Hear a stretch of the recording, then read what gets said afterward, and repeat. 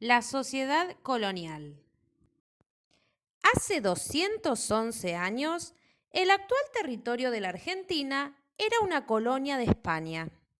El rey de España gobernaba este territorio por medio de un virrey. En esa época, la sociedad era muy distinta a la actual. Así, por ejemplo, las personas tenían otras actividades y otras formas de trabajar. Además, la sociedad era muy desigual y racista porque discriminaba a las personas según el color de su piel. Era así como la población se dividía en los blancos, los indios y los negros. Estos grupos de personas tenían derechos y obligaciones diferentes. Vamos a conocerlos. Los blancos españoles eran las personas con más derechos y riqueza. Ocupaban los cargos más importantes del gobierno colonial y de la iglesia, o eran oficiales del ejército. También podían ser comerciantes.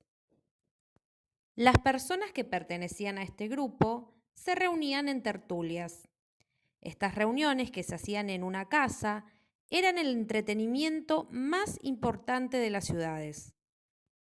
En ellas, los invitados bailaban y conversaban.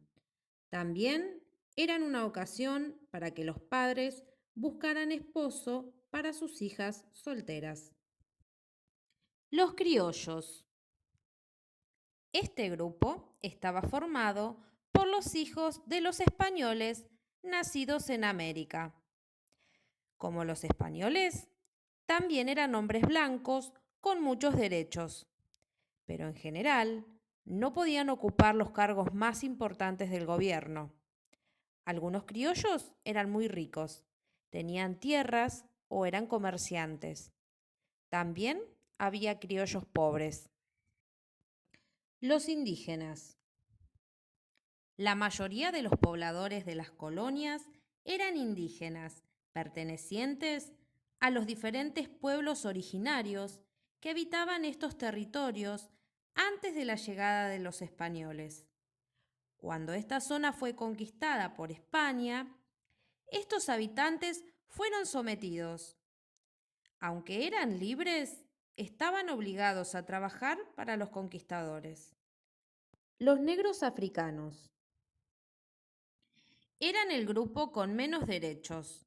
Los capturaban en África y luego los vendían como esclavos. En el actual territorio argentino, vivían sobre todo en las ciudades. Se ocupaban del servicio doméstico o trabajaban como artesanos. En el campo, eran peones de estancia. En algunos casos, sus dueños los liberaban en agradecimiento por sus servicios. Otros lograban ahorrar lo suficiente para comprar su libertad. Los esclavos africanos se juntaban a tocar candombe con tambores y a bailar las danzas de su país de origen. Este estilo musical es la base de la murga bonaerense que se baila actualmente durante los carnavales. Sus reuniones en aquella época se denominaban tangó. Solían hacerlas a escondidas en los suburbios de la ciudad.